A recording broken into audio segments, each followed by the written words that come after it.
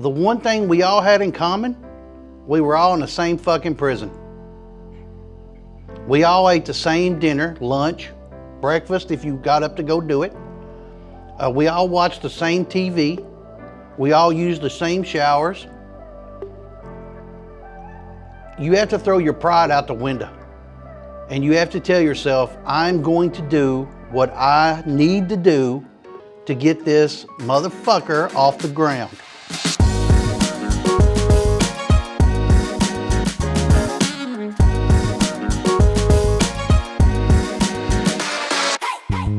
Hey, so my name is Sayed Naziri. I currently own a online Kratom website.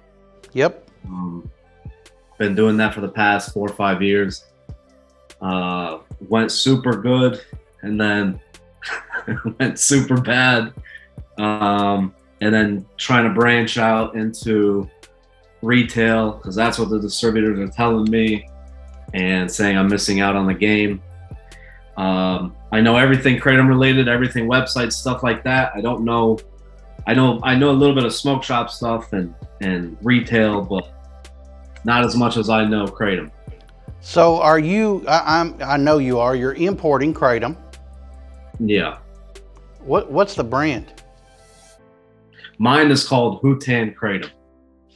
How many metric tons are you importing at one time?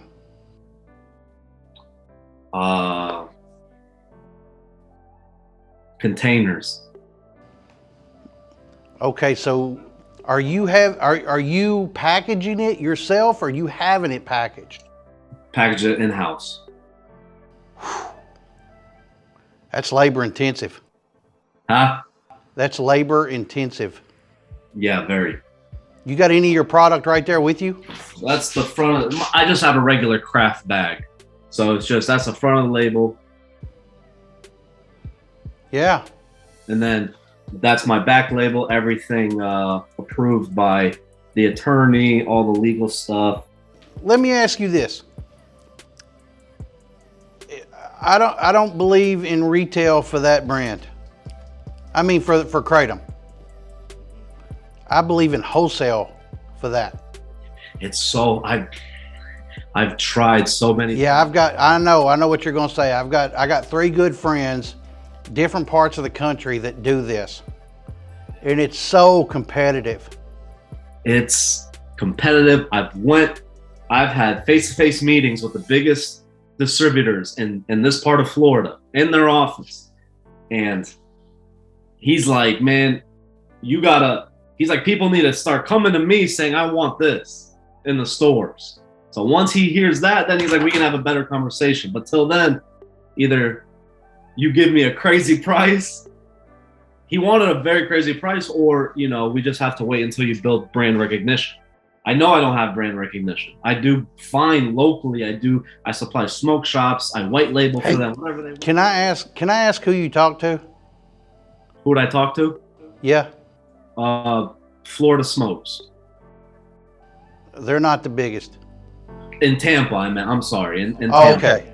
Yeah. Okay, because I just got off the phone with the largest in Florida, like literally minutes ago. Really? And I was asking him, and I was talking to him about what you sent me, and he had a whole lot of questions himself. And one was the brand, of course, and he said that it's just so hard to do. It's just so hard to build a brand online and to even be able to wholesale it. But he said for you to just be in the Kratom game and think you're going to open up a store and now you're in the glass game, now you're in the grinder game, now you're in the scale game. Is that really what you want to do? This is all I know. Well, here's what he told me. Here's what he told me to tell you, because when I don't know something, man, I'm not afraid to reach out to people and ask. So, that's been my biggest trait. That's been my greatest trait all my life, is that I'm not afraid to ask for help. And that's what you're doing right now. So I'm going to tell you what probably the Eastern Seaboard god of Kratom told me to tell you. He said for you to get you a Sprinter van or some kind of van, he said load your product up and go sell it store to store. That's what he said. He said that's the only way to build the brand. He said it's the only way to do it. So you're telling me don't even open a shop. I still stick with this, as I still have very good pricing for wholesalers. I can match whatever Remarkable Herbs, whatever the big ones, I can do it. I just don't have the infrastructure. Yeah. He went door to door to door to door, store to store to store to store, state to state to state to state. I literally found this man because he showed up at my front door of my warehouse. Really? And he's from Florida. He's got a 50,000 square foot warehouse that does nothing but process and package this kratom. He's big time. He's monstrous. And he literally, he was at the time 10,000 square foot. I know this ain't what you want to hear. I swear I do. But he said it's getting in there and earning the brand. That's the hardest part. If I can get in there, if I can actually speak to the owner, I'll get it. Well, yeah, you're likable. I can already tell. You got a little personality to you, and you're animated, and that's what it takes. Yeah. And that's what it takes. And I promise you, he said he swore this was the facts, that if you would get in the van or car, he said he's seen it done in a station wagon one time. And he said that one of his best salesmen drove a station wagon. He said he probably didn't need to be on the road. And he said that he sold so much kratom out of that station wagon. He asked him, he says, hey man, you ever thought about buying a van? He said, you would sell more. And he says, no man, I don't want to spend the money. And he said, but now he's in a Mercedes Sprinter. Wow. And he's still on the road. Still. You know, what you just said, that's what the distributor said too. He said, why don't you just go shop to shop? Don't worry about us. Don't worry about the distributor. Go shop to shop, sell it at a different price, a little higher, make it fair, and then come back to me. Just like you said, I was told this. Chad, I'm going to be honest with you. A couple of years ago, we were online only, and my ego built high. And I said, I am never wasting. I don't need to go to stores. I'm too good for it. I don't care. I can sell online. Facebook permanently banned. TikTok permanently banned me. Instagram permanently banned me. Kratom cannot be used in any shape or form. Extremely prohibited. The word is completely removed. It's gone. You can't search it anymore. I got wiped off. Credit card processing dropped. Everything dropped. Now I take e-checks. I do COD.